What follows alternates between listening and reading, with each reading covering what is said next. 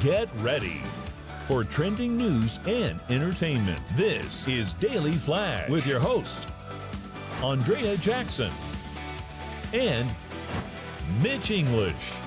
The fun starts right now. This is Daily Flash. Hi everyone, I'm Andrea Jackson. And I am Mitch English, and this is Daily Flash. Hello, everybody. We got today's trends, tomorrow's talking, of course, an hour packed full of great stuff. And you are a big part of it. James Alexander, tell them how they can be a part of it. Hey, man, by answering the question of the day. Are you ready? Here we go.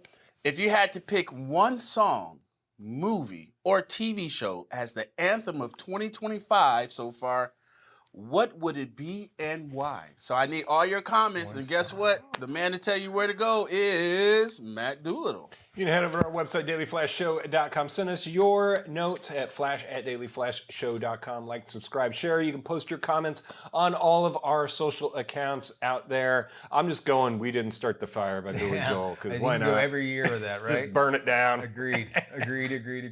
All right. We love hearing from you. Thank you, James. Thank you, Matt, here. And, of course, with today's trends and tomorrow's talk, we got more of it. Okay, listen to this story. I want to get your guys' feedback because I think this will get you going. An Ohio brewery sparked strong reaction when it announced they would start barring kids from entering the pub after 7 p.m.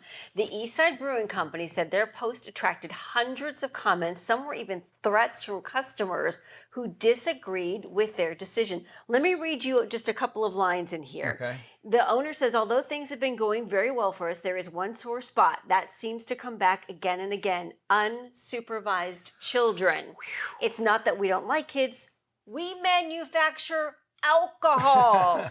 He goes on to say, then there's a small group of adults who called me several names. Many of these parents are the ones who sit inside the tap room drinking beer while they let their kids go outside to play. There are kickballs, frisbees to dodge. Some kids like to dig up rocks in the beer garden, create hazards for our adult guests to trip over. They antagonize our neighbors' dogs through the fence. Our patio swing had to be taken down as it was confused with an amusement park ride. The bolts nearly fell out. The ping pong table is broken, and we rarely put cornhole out as the bags end up on the roof. All right, so I'm fully supportive of this. However, we can't blame everything on the kids breaking, because I've seen adults, and you do have alcohol around here, so keep that in mind. But I think it's 100%. And they're saying you're welcome to come by during the day. This isn't really a place for kids after 7 o'clock. Is really what they're saying. And It's a bar. Why would they? Why would you have a? And if I know that, I'll probably go there. You know what I'm saying? Yes. I mean, I don't frequent, the pubs or whatever, but at least I know I don't have to deal with that sort of thing. And they blew it. The kids blew it. Look what you did. No one can enjoy it. It only takes one. It takes one. You wind up breaking something. This is very. I'm glad you brought this up, because a dentist is taking a lot of heat because they sent an email to one of their clients or their patients and said, hey, they started off saying, hey, we love having you here. However, when you have your kids, can you please maybe either have somebody supervise them or not bring them? And she took offense to it altogether. Boy. But if you think about that there are people in the waiting room that are going through, no one likes being at the dentist, and there's a lot of stress there. So if we take that mentality saying, look, why aren't you watching your kids? Yes. And if they're messing things up, kids just don't need to be at pubs after 7 o'clock. I'm sorry, let's just say it. Right. Matt, you ready to chime in? How many times have we advocated for an airline that has no kids on it as well? Or a kids section. There's some places, if you don't have kids, they're not your problem. You just don't want to go there, because what's that thing? I mean, Mitch, you as a parent know that, where sometimes you just zone out and don't understand that they're going nuts. You don't realize it, how loud they get, and you realize that, you don't realize, rather, that it's annoying other people. Trust me, if you think they're annoying, they are. They're comfortable with the chaos. James's kids are always they're always fun, right? And they're kids. We respect that, but they are kids. But I can tell you this. I want to agree with you, Mitch. A brewery, and Andrea, a brewery is not a place for kids to be at any time. Okay, I don't care if it's at they get kicked out after 7 p.m. There's no possible way, or no reason, I should say, any parent should be taking their kids to a bar. And unless you're trying to make the kids go to sleep a little early by giving them a little taste of your pint. Some parents do that. And let's hopefully they have their own fake ID when they go in there. And Let's hope the kids do. And their own sippy cup. And and it's the parents making these decisions they take there, because if you ask any kid, hey, can we go? What's the name? Can we go to Eastside Brewing? Uncle Sully the drunk is there. Can we go talk to him? They're not wanting that. These are parents making this decision. Now there are a couple of things at play here. It's a local neighborhood hotspot. Some people like to go there after they pick up their kids from school as a place to kind of meet and get together. I get that. But again, you're letting your kids out into an unsupervised area while you sit in and have a couple of beers. Your kids are tearing up the entire back patio area. Your motivation to be a parent, Yes. it weakens as many alcohols you have. Look at Right. It's kind of what we do with Matt, kind of. We're like, hey, Matt, watch it. It depends on the evening. It goes back and forth here. You could tolerate the chaos after a couple of brewskis. I just think it's really irresponsible. And there's a sense of entitlement, too, I think, with some parents, that they expect everyone to cater to their family, their needs, their kids, and their kids come first. And if you don't like it, well, that's too bad. I have every right to be here. You do, but it's also a business that has every right to say no kids after 7 p.m. But even on cruise ships, they have adult-only areas. On Disney Cruise Lines, they have an 18 and up area. So what happens if the kids wander into those They areas? tell them to go home. They kick them out. Are they really strict about I this? say you do this. You go, listen, all right, okay, you bring in your kids, okay. If they start messing with stuff and they're acting like you're talking about, we're taking their picture and we're putting them up on the wall. People will quit taking their kids there. It's like, look, you're welcome. Just know I'm going to take the picture. You're going to perp walk a kid? Yes, I'm going to shame them. I'm going to shame them to death because kids shouldn't be acting this way. What about a cover charge for kids? It's kids' night.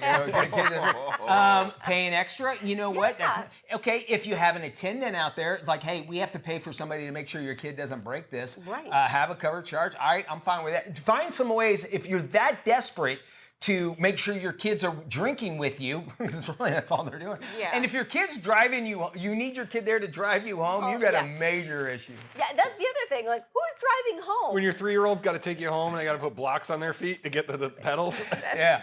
I love you, buddy. I love you, man. I love you. All right, Dad. This also plays into this whole sense of a lack of cooperation. Like, people seem to refuse to cooperate. Like, it's my life, it's my world, I'm going to do whatever I want, whenever I want, however I want. And forget the business, who cares? Like this guy said, I've been called every name in the book because I've asked people to respect the fact that we're a pub that serves alcohol and it's not the best place for kids. And let's say, well, I don't want kids there, so you can use me as the example. All right, well, I know that place has kids. I'm not going to go. So now he's losing money. Yes, that's a great point. If you're known as that, as much as that he had to do this, they obviously, people are not wanting to be around this. And that's, by the way, you go to the bar to get away from your kids. Isn't that the whole point of going to the bar? Is to forget your life? Yeah. Why would you want that reminder, that mistake you made 20 years or 10 years ago, running around out there? Because that's probably where you met It's not a McDonald's playland. It is not. Is that what we've kind of... Perfect idea.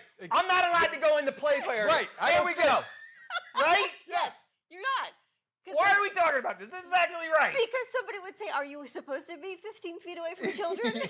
That's probably I would rather the pubs were allowing like animals in, like dog pubs and everything, rather than kids. Yeah. Which I think is a great idea altogether. And there are more and more bars coming up where they're encouraged. dog-friendly. It's a dog. It's actually they call it a dog bar where you do that sort of thing. So you can't. This is one of those. You're not sitting on the fence. If you did, your kids are probably doing it and breaking the law. Or destroying the fence. So we have got to hear from you on this. Flash at dailyflashshow.com. Am I wayward? Am I that old man English that doesn't want the kids around? Or do you agree? Let us know. Would you go to the pub knowing that there are kids, No. or would you not go to the pub? I think that's a great question. I always say, I did my time with my 4 kids. Yes, you they're did. all 25. My youngest is 25 years old now, and now I have a 14-year-old. But he's cool. He doesn't want to go to those things. Yeah. And he's also a kid that can talk to adults, which I totally appreciate. My kids were, I think, my fault, but Enzo can talk to anybody, which I always appreciate. Which is very nice. Yeah. I like that. All right. Yeah. Again, our website is our email is flash@dailyflashshow.com. Yep. On social media, James is always answering some of your Yes. questions, so get on there now. In our question of the day. What song would you use for 2025? It would have to be some kind of country song by Jelly Roll, about making mistakes. Right? Every song is by You that. know what song I love is that song on the Starbucks commercial that is promoting the pumpkin spice latte. I can't think I'll of the have name to of think. it. I'll have to watch It's it. so good. It's very catchy. We're talking about parents, and ironically, talking about having your kids, making them feel seen, okay? Which is kind of ironic, right? But not at a pub, right? We got our parenting expert coming up. That's right after this. Stick around. Watch KSA Entertainment is proud to offer programming to the men and women of our military and their families, serving all over the world on AFN, American Forces Network, seen worldwide. Welcome back to Daily Flash. I'm Andrea Jackson along with Mitch English. There's been a major shift in America's housing market. The once red-hot Zoom towns of the Sun Belt are fading. Joining us to talk more about it is James Rodriguez. He's a real estate correspondent for Business Insider. Hi, James. How are you? Hi, I'm doing great. Thanks for having me. So what inspired you to cover this story about a possible real estate market flip? Yeah, if you think about the early days of the pandemic, when you saw all of these cities in the lower half of the US, the Sun Belt, as you mentioned, really exploding, not just in price, but the inventory was way down. There were not enough homes available for sale for all these people that were moving to those areas. And really the leaderboard has flipped. So these housing market winners from early in the pandemic have really turned into losers in a lot of ways, where you have sellers cutting a lot of their prices, you have inventory piling up on the market, and meanwhile, these cities in the Northeast and Midwest are actually the new, quote unquote, housing market winners. Their prices are still rising in those areas. There's inventory is still really tight, and it really has just flipped pretty dramatically. I'm going to ask you a couple of questions here, kind of in one big question. Why do you think the Sun Belt homes are losing momentum, and how are those Midwest and Northeast markets that you just mentioned winning now? I think people are sort of inclined to think about it in terms of supply. Like, builders really focused on those Sun Belt markets. They saw all of these people moving to them, and so they built a lot of homes. I think that's part of the story. So a come down from those highs was almost inevitable. But what we've also seen is it really comes down to the labor market and migration trends as well. People have been moving from the north to the south for decades now at this point. But what we've seen recently with economic uncertainty, with borrowing rates higher, is people aren't making that move as much. So these Sunbelt cities aren't drawing as many people. The Northeast and Midwest, which have traditionally been losing people, aren't losing as many people. And the Northeast and Midwest really didn't build as much housing as the Sunbelt. So when you combine all of those factors, it leads to pretty tight inventory in the Northeast and Midwest, and a lot more options and negotiating power for buyers in places like Phoenix and Austin and Jacksonville, places that were really, really tough to buy a home in just a few years ago. Yeah, it's interesting that you mentioned Florida. Our show is based here in Florida, but in the last 5 years, we have seen a building boom that has just been out of control. And so it's interesting that it's both a buyer's and seller's market right now, depending on where you are in the country. Do you foresee a full market correction soon? I think of it more as a reality check for sellers that are in these places that are seeing a lot of price cuts. You look at some of these Sunbelt markets, and half of homes are slashing prices, and that's just kind of a realization that this is not the 2022, 2021 market where you could just throw something up for sale and it would sell super quickly for above the asking price. So I think it's, we're not in, full correction territory yet. I think you see in some places like Austin, home prices have dropped a lot, but I think it's more of a, buyers having more negotiating power than they did in the past in some of these markets. And let me ask you this, it's more of a generational question, but I think, when you look at baby boomers, the whole goal for them was to buy a home, invest in real estate. And now we're looking at a younger generation that's like, I don't know if I really want that commitment. I think I'd rather just rent.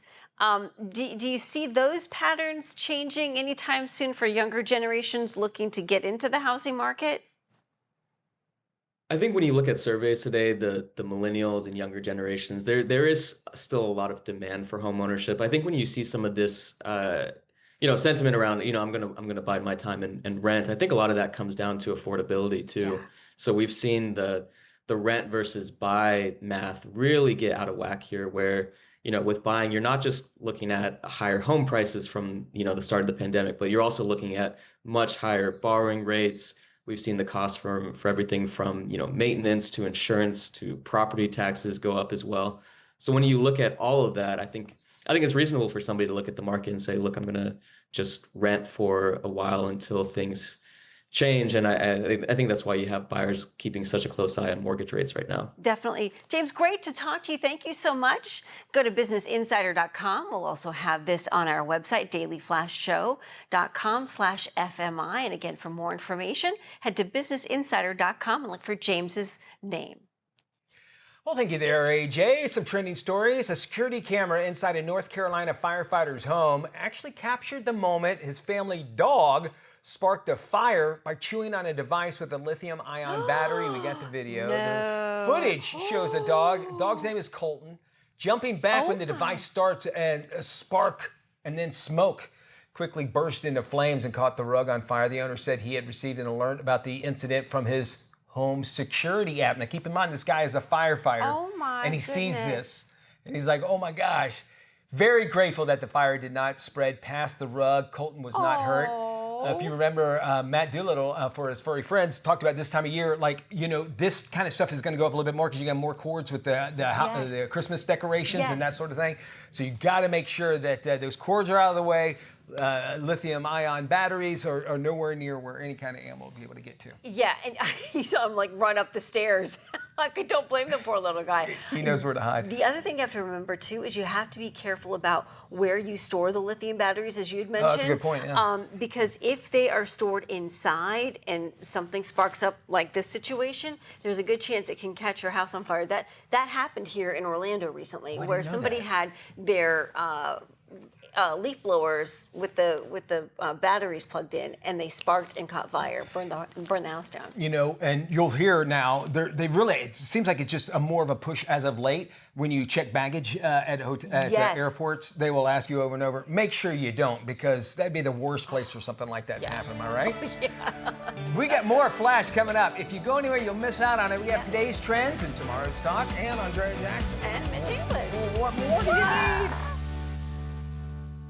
Hey, welcome to your furry friends this week on Daily Flash. I am Matt Doolittle. Now, I'm not sure if it's furry this week, but it's definitely cute. Check out this baby elephant. Asian elephant Phoebe gave birth to a healthy 220-pound male calf at the Columbus Zoo. James, you know all about this. Both mom and baby are doing well thanks to expert care. This marks a historic milestone for the zoo, with 2 elephant calves born in the same year for the first time in nearly a century. This latest birth is part of a conservation effort to protect endangered Asian elephants with a species survival plan. So that's great. I love me a good baby elephant. Doesn't it just make you feel good? Just makes you feel good. Baby elephant, right? No, Dumbo. Exactly. And Dumbo, there's a whole backstory on that one. Exactly. And here's a reunion to warm your heart and bring a tear to your eye. A Chicago man was stunned when he received a call about his beloved poodle, Pete. Pete disappeared more than a decade ago and recently reappeared at a rescue shelter. An animal control officer found Pete and checked for a microchip. Sure enough, he had one, and the owner connected to him was found. Pete ran straight into his owner's arms and repeated his signature greeting like no time had passed. The emotional homecoming capped off years of hope and serves as a powerful reminder. Always have your pets microchipped. I cannot push that enough, because we ran into an incident where we found a dog running around our neighborhood, went to get a microchip, no chip, put up a sign. Now it's my brother-in-law's dog. Just saying. Hopefully, more and more people will heed what you had said. Yeah. And it's so simple and easy to do. And then also, you want to make sure you keep on updating your information if you happen to move or whatever that's associated move with and it. whatever. And most places now, if you go adopt them, they do it for free, or it's part of the adoption process. Yeah. So they're already done. It's taken care of. Or if you end up finding an animal, just make sure you go do it. It's totally worth the $50, I think, around that, what it costs to get it done. You should almost think, think that well, we're getting the dog or getting a pet, we're gonna have to we're gonna microchip them no matter All right, what. It's Maddie, a responsibility. You got to take care of Yep, it. absolutely. Thank you, Maddie. All right. One thing they should do is they should have like a national database for microchips. And I don't know why they don't, because to me that would make the most sense. And it's probably because it comes down to like it's a private organization probably, and then one talking to another. But you're right, 100%. And most, if not any animal shelter, will have the little scanner. Yes. So you have really no excuse to be able to do that. And what a great story, 10 years. 10 years. I Can can you imagine believe that. I that? think if I had lost a dog and come back and it runs to your arms, you're like, Right? wow, that shows you a lot about that connection. Moving on to some trending news stories. Most foodies know you cannot take a trip to Italy and order fettuccine alfredo and then expect that cafe to actually know what you want. Well, I can't order I know the something fettuccine alfredo. that's exactly what one American tourist tried to do during a recent trip to Europe. He tried showing the waiter a picture of Olive Garden's massive menu items and asked him if he could order something similar to no avail at all. Now, Liz, she's real excited. She's about to take off to Italy. I'm going to see if we can give her maybe like a Chick-fil-A menu and see if maybe, hey, can you make this for us? Yeah. Liz is one of our producers, Yeah. and she loves. Is she Italian? I think she is. She must have some Italian. She is Italian, yeah. Because she comes up with some great recipes, and they're always like, "Happy birthday, Liz!" And We just today's found her out it's birthday. Yeah.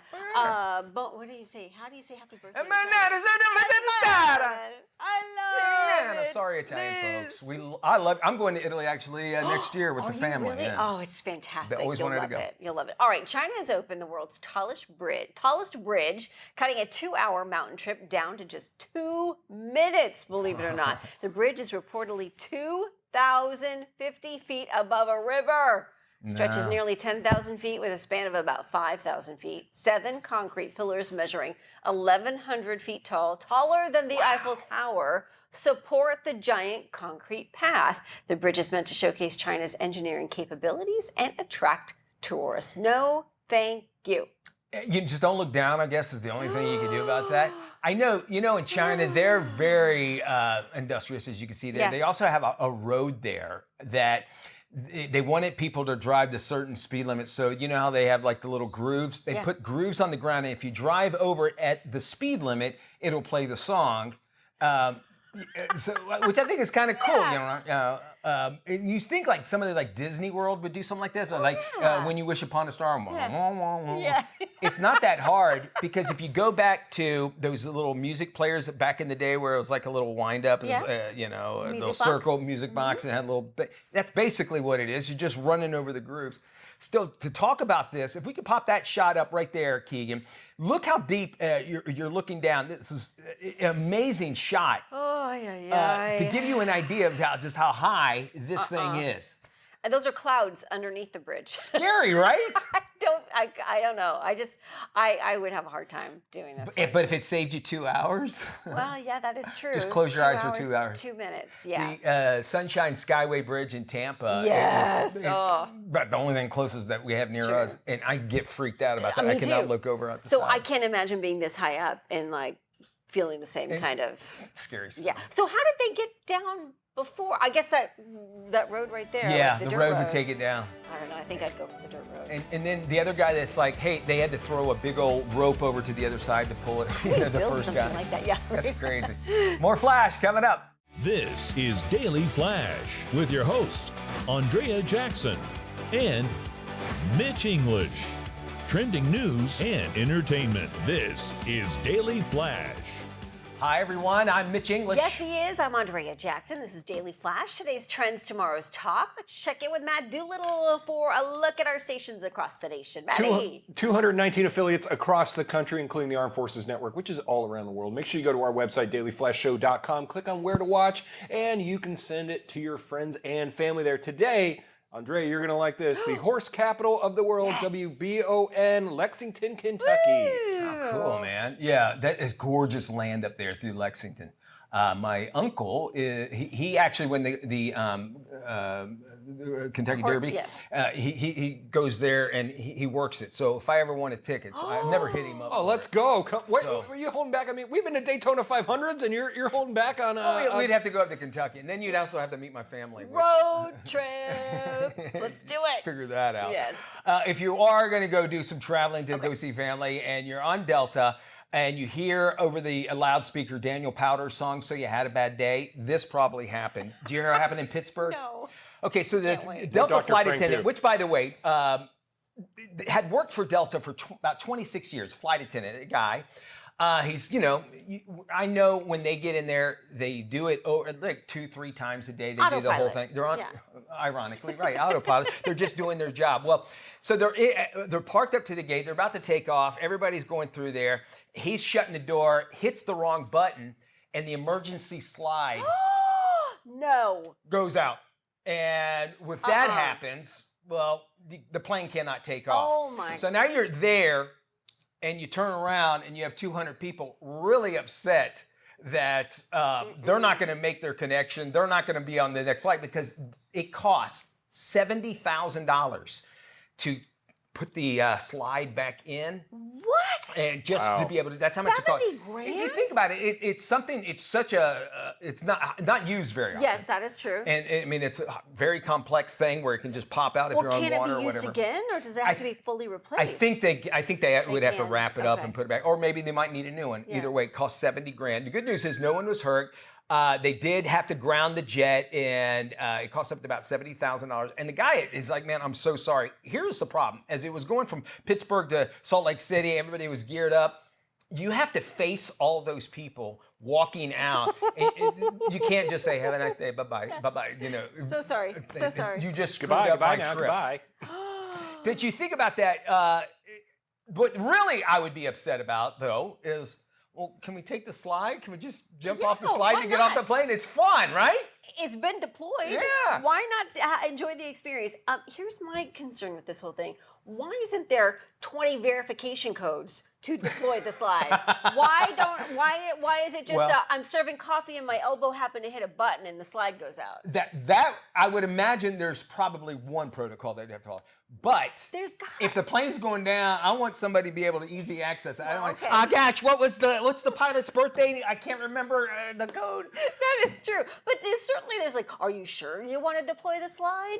That's Just a good double point. checking. Are you positive you want to display? I mean, but you're right. In an emergency situation, you just need to be Here's hit the that thing. button. And what do they say when you put the life jackets on after they do that really weird suggestive, or you can blow it up yourself? I'm not going to do it. Have you ever seen that guy? Yeah. I'm really uncomfortable with that guy. Or if you're I'm going not to gonna help your do it. neighbor. I'll stop halfway. This will give you an idea. He's like, okay, can I do it on 3? Yeah. So like this is the little thing that hangs out of your switch to 3 there, Keegan. Your vest. And so this is the vest. And this is the little straw. Can we go to 3? Hello, Keegan. Daily Flash. It's on every day. Anything? No, we're not going to go to 3. Okay. I'll The do it. slide just deployed. This is long the enough. guy. So in case of emergency, stay on 3. It's going to make the social media. Yeah, that's all you see in that video. Am I right or wrong on that guy? I'm taking Like, that. he I'm taking really that still, likes this thing. I'm taking that still image and putting it on a T-shirt, just so you know that. And make a gif out of it. It's very uncomfortable to watch.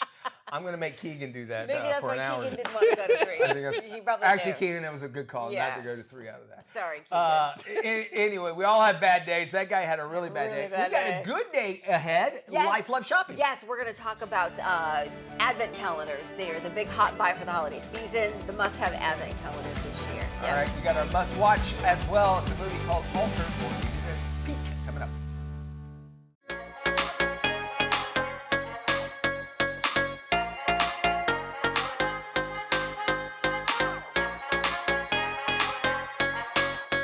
Time for some life, love, shopping. It's your life and style guide from A to Z. If you live it, you love it, or buy it, we talk about it right here. And we start with the letter A for Advent calendars. We are less than 10 weeks away from Christmas. Can you believe it? And the perfect way to count down the holidays is with an Advent calendar. From luxury products to Legos and whiskey, there is a unique option for everyone this year. So let's start with the best makeup Advent calendar. Charlotte Tilbury's Beauty Treasure Chest opens the door to 12 days of beauty. This splurge-worthy Worthy Buy offers some of Tilbury's best sellers in mini and full sizes. Price tag, it's an expensive one, $220.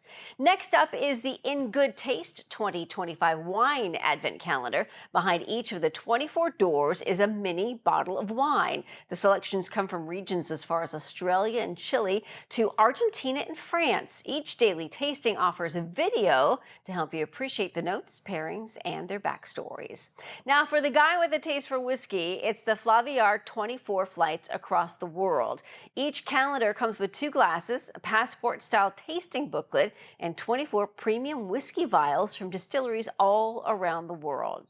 Now, for the kids age 6 and up, the Lego offers 24 days of buildable surprises, features 5 mini dolls, 5 pets, and Christmas cozy decorations. And last but not least, speaking of pets, we can't forget them, the Bark Howley Jowly Advent Calendar is a festive 24-day countdown filled with toys, treats, and crunchy chews to keep your pup engaged until Santa arrives.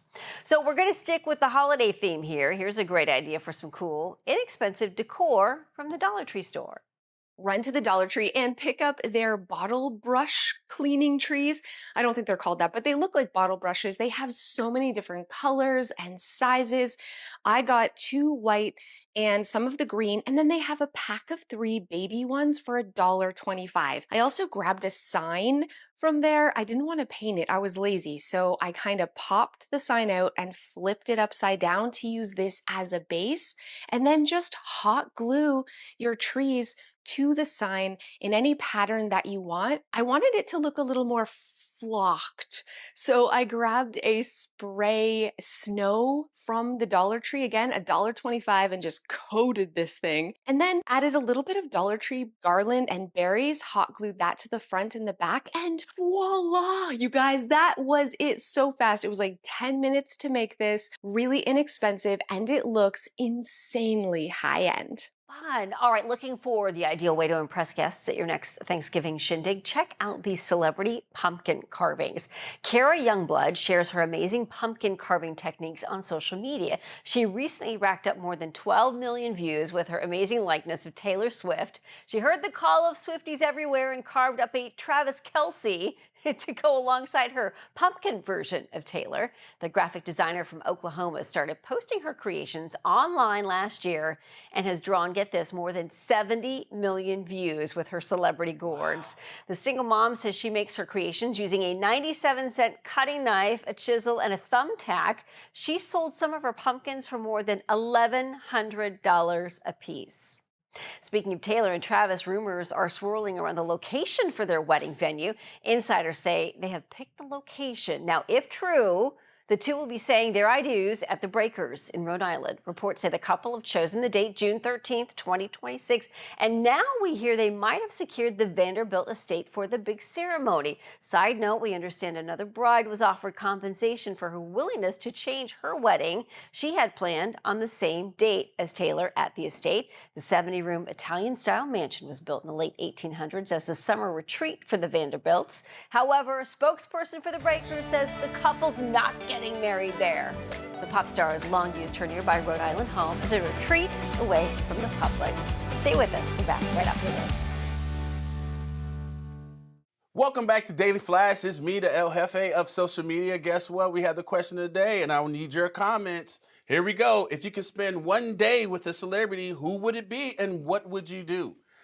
Jump into the comments section on our social media accounts and sound off, and we'll feature some of your answers on the show. Andrea? John Deere is committed to growing the next generation of leaders through education. And joining us on behalf of John Deere is Matt Powell and FFA student Abby Garland. Matt, Abby, welcome to Daily Flash. You're both joining us from the 98th Annual FFA Convention and Expo in Indianapolis. Tell us about the event and what visitors can expect. Absolutely. The FFA convention is the largest youth gathering in the country. We are preparing to welcome over 70,000 young people here to the Indianapolis Convention Center and Lucas Oil Stadium. Some of the events that we're looking forward to this week is exploring over 350 careers in agriculture. And agriculture is one of the #1 industries in the nation. So we're very excited to be inspiring leadership, innovation, and ultimately a belief in the future of the agricultural industry through our time here at convention. Something else we're looking forward to is recognizing the premier members of this organization through some awards that will happen over in Lucas Oil Stadium, and hearing some inspiring words from our national FFA officers, as well as amazing partners that make all that we do possible as an organization. Exactly, Abby. And if you ever want to be inspired about the next generation of leaders, I encourage you attend or come to Indianapolis in late October. It truly is an inspiring place to be. And for those of you who might be wondering, well, what is FFA? When I was in high school, FFA stood for Future Farmers of America. But post that time, the leadership and the organization really realized that farming is just one slice of agriculture. As we all know, we all eat every day, and agriculture impacts every one of us in some way, shape, or form every day, be it in what we eat and the fuel that we use, or maybe the clothing that we wear. And the FFA organization understood that it wasn't just farming, it was a wider swath that they really wanted to address. So if you have questions about what is FFA, or are wondering what all could I learn, or how could I get engaged, I would encourage you to go to ffa.org, and you can find out about this nationwide program. And if there's not a chapter in your area, that website will give you information about how to start one, or how to get in contact with someone who can encourage you or tell you how to. And maybe you're a citizen in an area and you're wondering, how can I be engaged in today's youth? I would encourage you to think about visiting ffa.org and considering how you might be engaged in this premier organization that promotes student development. Matt, Abby, thank you so much for joining us on the show. We'll be sure to also post this information on our website at dailyflashshow.com/FMI. Well, millions of Americans can soon face a major increase in the cost of their health care coverage as key federal tax credits are set to expire. Adam Rubin of the Economic Security Project has more. Healthcare costs are about to double or even triple for tens of millions of people this fall, and millions will lose insurance because they can't afford it anymore. So at the end of this year, we'll see skyrocketing prices, an average of 136% across the country, and millions of people who are losing their coverage between the cuts to the Affordable Care Act and Medicaid. November's open enrollment, so people are going to sign up for their plans for next year.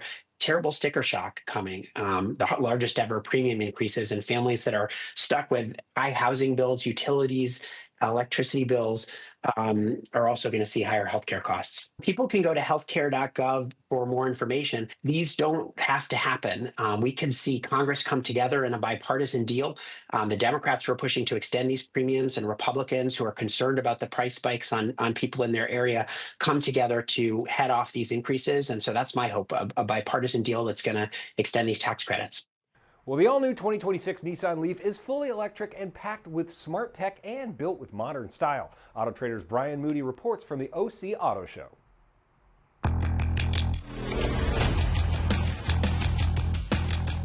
This is the all-new, all-electric Nissan Leaf. One of the things that's obvious right from the start is that it's now less of a compact hatchback and more like a small crossover SUV. We love the elegantly hidden door handles as well as the 3D taillights, available 19-inch wheels, and interesting color choices, including this two-tone treatment with Sea Breeze Blue Pearl. Inside there's tons of cool tech like dual screens, Bose headphone technology built right into the Leaf's headrests, and a glass sunroof that changes from clear to opaque by just pushing a button. But most important of all, you get up to 303 miles of driving range and a new North American charging standard charging port. This allows access to Tesla's super quick supercharger network. Base price for the new Nissan Leaf is about $30,000.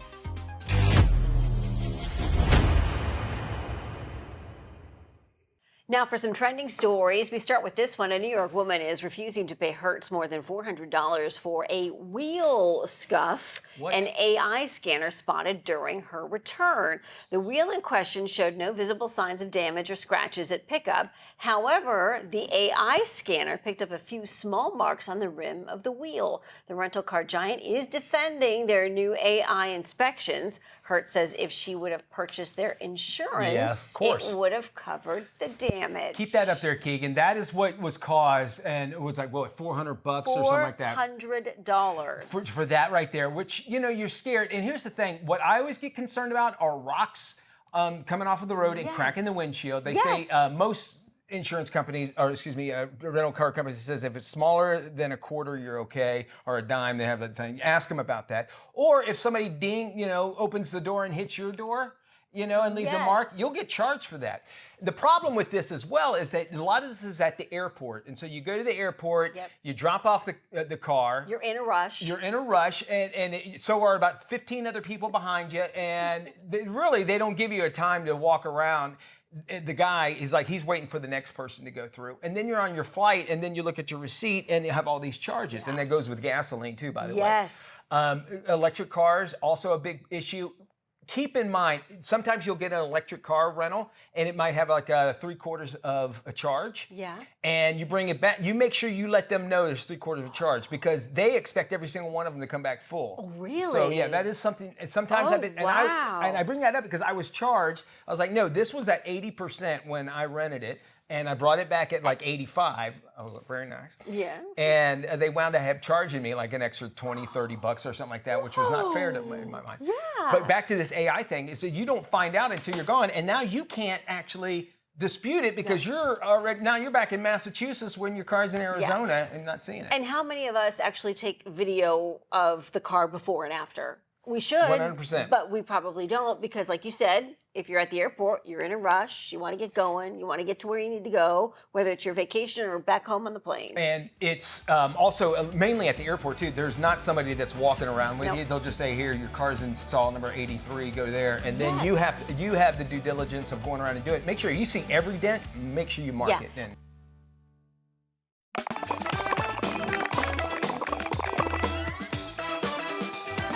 Hey, welcome back to Daily Flash. All right, in an alternate universe where genetic enhancements have become the norm, those who cannot take advantage are pushed into the underground. This is today's must-watch movie, Alter. What is this? I think I got an idea.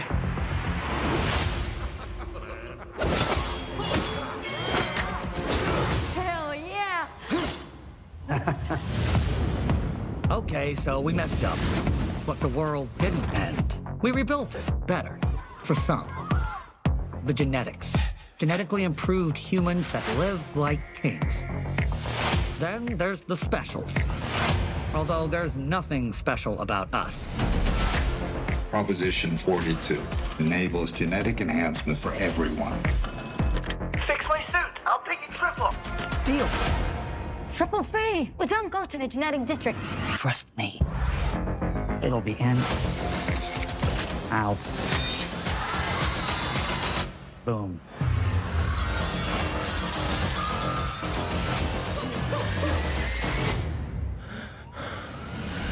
Today's attack by the extremist anti-genetic squad is the bloodiest so far. They're trying to frame the specials. Well, we gotta do something then.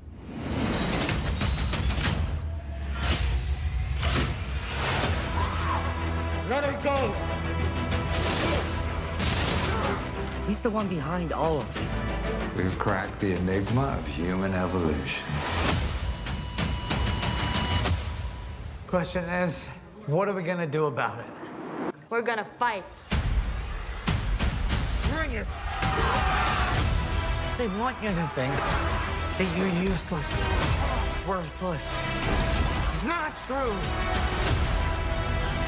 It's evolution and you can't stop it.